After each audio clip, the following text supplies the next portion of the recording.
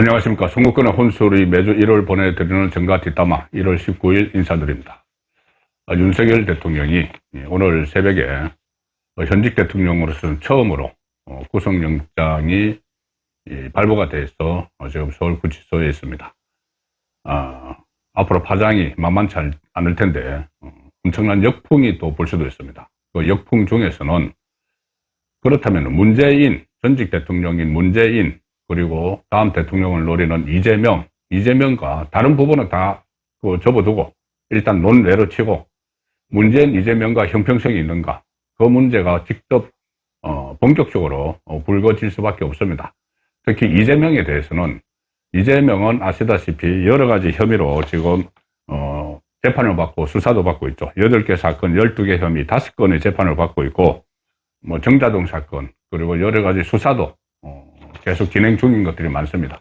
그러면은 이재명과의 형평성, 그래서 다시 말씀드리면은 이재명의 사법적인 문제, 이재명은 왜 구속하지 않느냐, 이재명은 왜 그때 영장실질심사에서 석연찮은 그런 이유를 대가지고 구속하지 않았느냐, 자, 그런 문제들에 집중적으로 불거지기 시작을 할 수밖에 없습니다. 왜 그러냐면은 영장실질심사가 완전히 그때 이재명과 지금 윤석열 대통령 때와 결정적으로 다른 점이 하나 있습니다.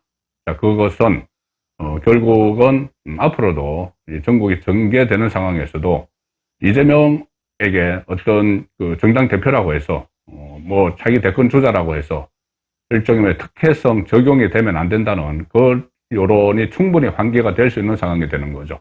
딱 하나만 제가 집어서 말씀드리겠습니다.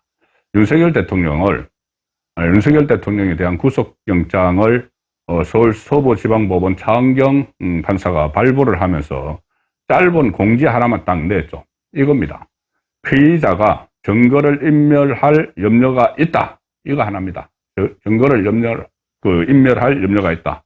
윤석열 대통령이. 자, 이렇게 짧은 공지문 하나로 이렇게 현직 대통령을 구속시키는 이렇게까지 된 상황은 아무래도 여러 가지로 복잡한 메시지가 여기 또 담겨 있을 수도 있다고 봅니다. 어쨌든 그런데 증거인멸 염려를 이야기를 했는데 윤석열 대통령은 지금 직무가 정지된 상태죠. 헌법재판소 결론이 나오기 전까지는 직무가 정지된 상태여서 증거인멸을 적극적으로 시도하려면 어떤 이런저런 조치들을 취해야 되는데, 특히 국가적 차원에서 비상계엄령을 발동을 했기 때문에 각 국방부를 비롯해서 여러 부서, 대통령실도 그렇고 이것저것을 지시를 하고 해야지 증거를 인멸을 하는데, 그렇게 증거를 인멸을 할 능력이 없는 거죠. 그리고 또 하나는 이 증거를 인멸할 게 없습니다. 지금 이미 그 전에 검찰, 경찰, 공수처 전부 다 달려들어서 수사를 해가지고 그 관련자 한 20명 이상이 이미 구속된 상태에서 수사를 받고 있는 상황인데 그쪽과 증거를 인멸할 수도 없죠. 그런데 어쨌든 뭔가 영장을 발부를 해야 될 외부의 엄청난 압박을 느꼈을 것이고, 그러면 이유를 찾아야 되는데 이유가 도망 우려 아니면 증거 인멸인데, 그리고 범죄 자체에 대해서는 이거 들여다볼 시간도 없습니다. 처음 이제 차은경 부장판사가 보는 것이기 때문에. 그래서 도망은 말이 안 되는 거죠. 그러니 증거인멸 쪽에다가 무조건 해서 거기다 딱 끼워 맞추고 한 줄 딱 적어 놓고 발부하고 나가버렸는데, 자, 이것이 이 증거인멸이라고 했죠. 이재명과 그대로 대치됩니다. 이재명이 그때 2023년 재작년 9월 달에 이재명 지금까지 2번 구속될 뻔했죠. 한 번은 영장을 청구를 했는데, 검찰이 영장을 청구를 했는데 그것이 국회에서 방탄에 막혀버렸습니다. 민주당 의원들이 체포동의안을 부결을 시켜버려가지고 구속을 면했죠. 그리고 또 한 번 또 영장을 청구를 했는데 그때는 민주당에서 이탈표가 나왔죠. 이재명이 그때 단식을 하고 있으면서 염치 불구하고 민주당 의원들에게 한 번만 살려달라는 식으로 메시지를 보냈는데도 불구하고 그때 처리가 됐습니다. 체포동의안이 처리가 돼서 이재명이 영장실질심사를 받았죠. 그때가 2023년 9월인데 바로 그 유창훈 영장판사, 서울중앙지법 영장판사가 이재명에 대한 구속영장을 기각을 했습니다. 자, 그때 기각을 할 때 유창훈이 뭐라고 했냐 하면은 일단은 그때 대북송금, 백현동 용도변경 4단계 그리고 위정교사 혐의로 영장이 청구가 됐는데 유창훈이 대북송금에 대해서는 다툼의 여지가 있다. 백현동은 이재명의 관여를 했다는 타당한 의심이 든다. 그런데 직접 증거가 부족하다. 이렇게 하고 위정교사 혐의는 소명이 됐다. 위정교사 혐의는 범죄가 소명이 됐다. 이렇게 이야기까지 했습니다. 그런데 뭐라고 했냐면은 방어권 보장 필요성 정도와 증거인멸 염려 정도 등을 종합할 때 구속이 필요하다고 보기 어렵다. 이렇게 이야기했습니다. 증거인멸 염려가 없다는 이야기죠. 자, 윤석열 대통령은 증거인멸 염려가 있어서 구속을 한다고 했습니다. 그런데 제가 말씀드린 대로 증거인멸을 할 게 없고 이미 다 기소가 돼서 구속이 돼서 재판이 진행 중이고 관련자들이 이 직무정지 상태인데 이재명은 증거인멸을 할 염려가 없다고 했습니다. 자, 그런데 증거인멸을 할 염려가 없다는 이유를 어디서 들었냐면은 유창훈은 피의자가 그러니까 이재명이 정당의 현직 대표로서 민주당의 현직 대표라는 겁니다. 현직 대표로서 공적 감시와 비판의 대상인 점 등을 감안할 때 증거인멸의 염려가 있다고 단정하기 어렵다. 이게 무슨 이야기입니까? 이거는 제1야당 대표니까 항상 언론에 노출이 되어 있고 공적 감시가 있기 때문에 어떤 본인이 나서서 증거인멸을 하기가 어렵다. 그래서 증거인멸 염려가 없다. 왜? 정당 대표니까. 공적 감시의 대상. 자, 그러면 대통령은 더욱더 공적 감시의 대상이죠. 대통령은. 제1야당 대표는 그때 유창훈은 제1야당 대표라서 증거인멸을 하기가 어렵다 했는데 이번에 이 장경은 아무 그런 설명도 없이 현직 대통령인데 증거인멸 염려가 있다고 영장을 발부를 한 겁니다. 그리고 그때 당시 이재명은 정당의 현직 대표이기 때문에 증거인멸의 염려가 없다고 했는데 실제로는 그 이후에 현직 당 대표의 직위를 이용을 해서 여러 가지 증거인멸을 시도를 했죠. 가령 예를 들어서 이화영이 대북송금 사실을 이재명에게 보고했다는 기소를 하고 나서 그걸 뒤집기 위해서 측근인 박찬대를 이화영의 부인에게 보내서 서로 입을 맞추도록 하는 그런 증거인멸을 시도를 했죠. 현직 대표이기 때문에 오히려 가능했던 겁니다. 그런데 현직 대표라서 이 증거인멸을 할 수가 없다. 이런 궤변 비슷한 것을 가지고 이재명을 구속하지 않았죠. 그런데 이번에는 윤석열 대통령은 현직 대통령인데 이재명은 정당 대표라서 구속을 안 한다고 했는데 현직 대통령인데 여기서는 서부지방법원에서는 구속을 한 겁니다. 그러니까 서부지방법원의 모든 이 영장을 다 보내는 것이죠. 좌파 성향의 판사들이 상당히 많고 그 전체 분위기가 그 직전에 법원장이 바로 지금 그 헌법재판관이 되어 있는 정계선이죠. 서부지방법원장이 우리법연구회 회장을 했던 좌파 판사의 대표적인 인물. 그래서 그쪽으로 보내서 결국은 아무 다른 거 될 것이 없으니까 한 줄 딱 증거인멸의 우려가 있다. 이렇게 해서 현직 대통령을 사상 처음으로 구속을 하는 그런 상황을 지금 만든 겁니다.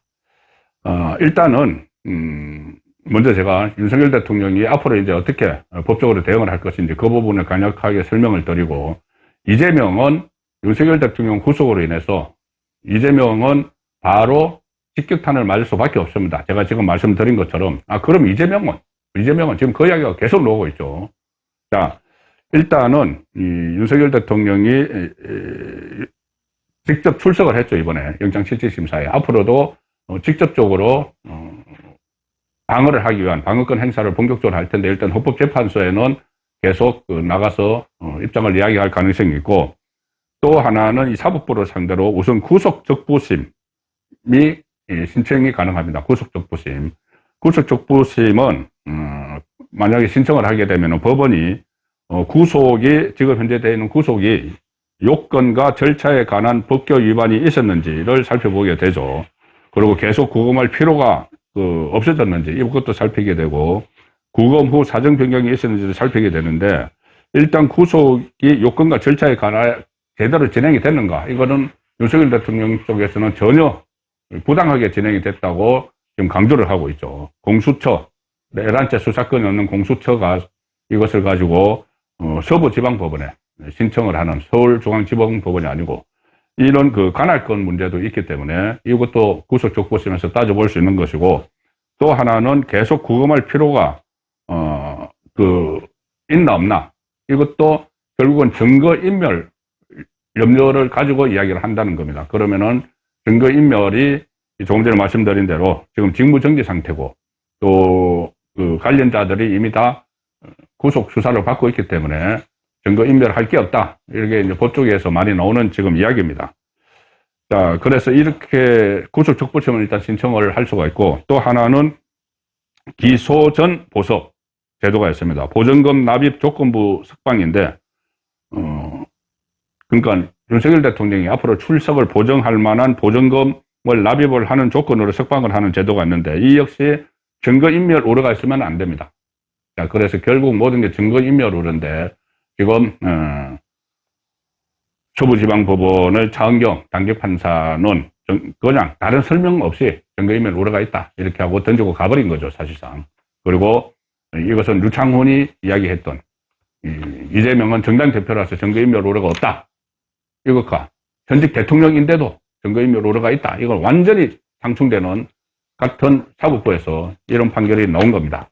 자, 그것이 이 부분도 앞으로 이재명의 사례와 비교를 해서 계속 따져봐야 되는 문제고, 자, 저는 지금 이렇게 현직 대통령이 구속이 된 상황에서 과연 그러면은 일종의 정치적 성역은 무너졌다. 성역은 이제 없습니다. 뭐 제1야당 대표라서 뭐 예우를 해주고 전직 대통령이라서 소환에 조심을 하고 이런 거 이제 없어진 거죠. 그럼 문재인, 전직 대통령 문재인부터 당장 지금 소환을 해야 됩니다.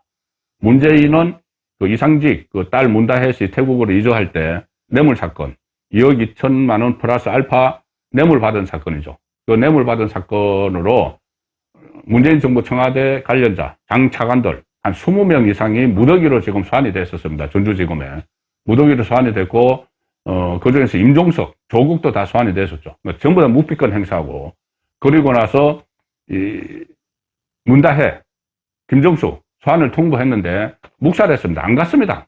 그러면 소환을 통보해서 안 갔으면 지금 윤석열 대통령 소환 통보해서 안 갔다고 체포영장을 하는데 그때는 그런 것도 없었죠.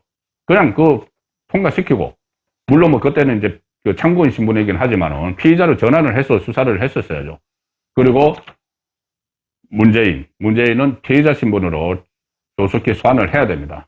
그때 이 서면 조사를 감사원에서 하려고 할 때 전직 대통령에게 이럴 수 있느냐 무례하다 이런 이야기를 했죠. 현직 대통령도 그냥 3번 소환 통보하고 체포영장 해서 지금은 구속영장 청구하는 상황이기 때문에 전직 대통령의 무슨 예우 이런 것은 이제 있을 수가 없는 겁니다. 그걸 주장을 할 수가 없는 거죠. 자, 그리고 가장 이재명 정당 대표, 야당 대표 이런 정치적 예우가 절대 그러니까 사법적으로 정치인에 대한 예우가 절대 필요가 없는 상황이 된 겁니다. 일단 이재명이 아마 저는 직격탄을 지금부터 맞을 거라고 보는데 8개 사건 12개 혐의 5건의 재판을 받고 있고 또 수사도 여러 갈래로 진행이 되고 있는데 이거 그대로 진행을 해야 됩니다. 그걸 계속 감시를 해야 되는 것이죠. 말씀드린 대로 2번의 구속영장 국회에서 한 번은 방탄을 해서 불체포 특권 누렸고 한 번은 국회에서 통과됐는데 유창훈이 기각시키면서 그때 또 그런 일도 있었죠. 유창훈에게 이재명이 영장실질심사를 받을 때 어제 윤석열 대통령처럼 이재명이 받을 때 유창훈에게 거의 협박 급박까지 했습니다. 당신의 선택이 앞으로 우리나라의 문을 왼쪽으로 열지 오른쪽 문을 열지 왼쪽 문을 열지 선택을 한다. 이런 식으로 그러니까 좌파 세상 만들 거냐 우파 세상 만들 거냐 잘 생각해라. 나중에 좌파가 집권하면 당신은 큰일 난다. 이런 식으로 거의 협박까지 막 했죠. 자, 그런 것들이 인해서 그때 구속을 면했습니다. 이재명은. 근데 앞으로 절대 그런 상황이 와서 예를 들어서 뭐 정당 대표라서 지금 유창원이 이 영장 기각 사유서에 썼듯이 피의자가 정당의 현직 대표로서 공적 감시와 비판의 대상인 점을 감안할 때 증거인멸의 염려가 있다고 단정하기 어려워서 구속 안 한다. 이런 거 이야기할 수가 없죠, 이제. 자, 그래서 이재명은 지금 본인이 뭔가 태세 전환을 했다고 기세 등등 할지 몰라도 결국 이 모든 역풍은 이재명에게 쏠릴 수가 있다. 문재인과 이재명에게 쏠릴 수가 있습니다. 이 이재명은 자, 이 부분부터 다시 따져봐야죠. 이재명도 조금 전에 제가 문다해 김정수 검찰의 소환 통보 그냥 무시했다고 했죠. 근데 윤석열 대통령은 3번 안 나갔다고 다른 어떤 그 선택지, 어떤 절충, 예를 들어서 뭐 정진석 비서실장이 이야기했던 것처럼 제3의 장소 조사나 방문조사, 서면조사 이런 것은 아예 생각하지도 않고 무조건 체포영장, 그것은 좌파 커넥션에 의해서 그렇게 진행이 된 거죠. 자, 이재명은 불과 얼마 전입니다. 이 사태 벌어지기 직전에 경기도 법인카드 펑펑 써가지고 무슨 뭐 소밥사고 이 한 혐의로 검찰의 소환 통보를 받았는데 3번이나 아예 묵살을 했습니다. 소환 통보 3번 똑같이 묵살을 했습니다. 아니, 윤석열 대통령 측에서는 소환 통보가 왔을 때, 이 불법하기 때문에, 수사권이 없는 공수처이기 때문에 가지 않겠다고 이야기를 했죠. 근데 이재명은 법인카드 펑펑 쓴 거 가지고 검찰이 소환 통보를 했을 때 아예 답신도 안 했습니다. 3번 다. 답신도 안 하고, 그러니까 검찰이 4번째는 그러면은 서면 조사를 하겠다고 했는데 그것도 답신도 안 했습니다. 그러니까 결국은 검찰이 이 조사 없이 이재명 소환이나 서면 조사 없이 그냥 기소를 해버렸죠. 이게 뭐냐? 제1야당 대표라서 그렇게 한 겁니다. 무슨 소환하는데 체포하는 거는 불체포 특권이 있지만 소환은 불소환 특권 이런 거 없죠. 제1야당 대표라서 그렇게 예우를 해준 겁니다. 일종의. 그럼 이제 앞으로 그럴 필요가 없는 거죠. 오히려 더 제1야당 대표, 대통령도 3번 소환 통보 뭐 불응했다고 어떤 불법 여부를 이제 떠나서라도 다른 대안 찾지 않고 그렇게 체포영장, 구속영장 하는데 이재명은 더욱더 엄격하게 해야 되는 거죠. 자, 이제 이재명의 차례입니다. 이재명이 그 법대로 정말 처벌을 받아야 되는 차례입니다. 당장 이번 주, 내일부터 시작되는 이번 주에 이 항소심, 선거법 항소심이 시작이 되죠. 23일 목요일입니다. 1심 시작됩니다. 자, 첫 번째 재판이 시작되죠. 2심 첫 번째 재판. 1심에서 징역 1년 집행유예 2년을 받은 이 사건. 이게 633 원칙만 제대로 적용을 하면은 벌써 2월 15일 날 2심이 나와야 됩니다. 11월 15일 날 1심이 나왔기 때문에. 근데 이거 이재명 질질 끌었죠. 재판 관련 서로 받지도 않고 변호사 선임하지 않고 질질 끌어가지고 이제 23일 날, 이번 주 목요일 날, 돌아오는 목요일 날 첫 번째 재판이 시작됩니다. 그러면은 거기서 어떤 특혜도 누리려고 하면 안 되죠, 이재명은. 재판 그대로 나가야 되고, 재판 안 나가면은 강제 구인하고, 그렇게 해야 되는 겁니다. 그리고 특히 이 재판이 신속하게 끌기 위해서 제가 어제 서종욱의 법대로 해서 분석을 해봤듯이, 최은정 부장판사, 서울고등법원 형사 6-2부, 최은정 부장판사가 2가지 조치를 했습니다. 하나는 이 공판 준비 기일을 생략을 해버렸습니다. 빨리 하기 위해서. 준비 기일 생략하고 바로 공판 기일로 들어갔고, 또, 신건에 대해서, 그러니까 새로운 서울 고등법원 형사 6부에는 이재명 재판에 집중하기 위해서 새로운 사건을 받지 않기로 했습니다. 새로운 사건 2달 동안 받지 않기로 했습니다. 그럼 2달 만에 이제 끝내겠다는 이야기죠. 그럼 2달 만에 이제 끝내야 됩니다. 2심만 끝나면은 이 사실심이 끝나기 때문에 이재명은 만약에 그때 만약에 조기 대선이 열려도 출마를 해도 당선은 안 되는 곧 대법원에서 날아갈 대통령 자리로 날아갈 사람을 누가 찍겠습니까? 자, 그래서 이재명의 그런 절차들이 부정대로 진행될 수밖에 없는 그 상황이 됐습니다. 만약에 이재명이 법관 기피 신청하면은 무슨 정당 대표 이런 거 감안하지 말고 바로 그 자리에서 기각을 해서 착착 진행을 해야 되는 그런 법원에서 그 명분을 얻었습니다. 이재명 재판부 법원에서 그런 명분을 얻은 거죠. 그리고 같은 법원 안에서 일어난 일이기 때문에 형평성을 고려를 해서라도 이재명에 대한 재판에 대해서 느슨하게 한다든가 그러면은 정말 민심이 가만히 있지 않습니다. 자, 그리고 또 위정교사 사건. 위정교사 사건도 1심에서 김동영 부장판사가 조금 전에 제가 말씀드렸다시피 유창훈조차도 위정교사 사건은 범죄가 소명이 된다. 범죄가 있었다고 이야기를 했는데 그걸 김동연 부장판사 형사 3처3부에서 무죄로 한 그 어처구니 없는 사건. 이것도 이제 2심이 검찰에서 항소를 해서 이것도 지금 본격적으로 아마 이번 주 되면은 재판 일정이 또 잡힐 겁니다. 그러면은 이런 것들도 고려 없이 뭐 정치인이다, 정당 대표다 이거 고려 없이 바로바로 진행을 해야 되는 것이죠. 특히 대북 송금 뇌물 사건, 북한 조선노동당에 준 뇌물 100억 달러 이것은 유죄로 확정되면은 이것도 무기징역 아니면 징역 뭐 10년 이상 이렇게 받는 형입니다.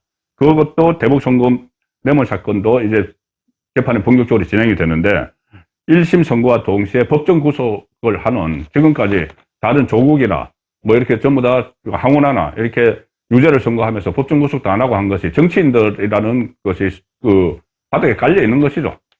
자, 그런데 이제 그런 것을 감안을 할 필요가 없는 겁니다. 감안을 하면 안 되죠. 대통령까지 이렇게 했는데. 그래서 이재명의 대북 송금 뇌물 사건 1심이 나오는 동시에 이 법정 구속을 해야 되는, 하지 않으면 오히려 이상한 그런 상황으로 치닫고 있습니다. 그러니까 윤석열 대통령의 구속이 결코 이재명 그리고 문재인을 비롯해서 좌파 진영에 본인들은 쾌재를 부르고 있을지 모르지만 앞으로 모든 법 적용이 예외가 있을 수 없는, 그리고 이것은 뭐 윤석열 대통령에 대한 법 적용은 어떻게 보면은 이 불법이라고 윤석열 대통령은 이미 선언을 했죠. 수사권이 없는 곳에서 영장을 신청을 하고 발부를 하고 또 뭐 구속영장을 같은 법원에 또 법원 쇼핑하듯이 또 해서 영장을 발부받고 이 부분도 나중에는 다 따져봐야 되겠지만은 윤석열 대통령의 재판에서도 이 부분은 다 나중에 증거 효력이 있는지 다 따져봐야 되겠지만 일단 이재명, 문재인을 비롯한 좌파도 이 어떤 무슨 뭐 유창훈이 이야기했듯이 그런 특혜를 노린다거나 사법적 특혜를 노리는 그런 생각은 절대 하지 않아야 되고 그렇게 분위기가 갈 수밖에 없는 국면으로 흐르고 있다는 말씀을 드렸습니다. 정가 뒷담화였습니다.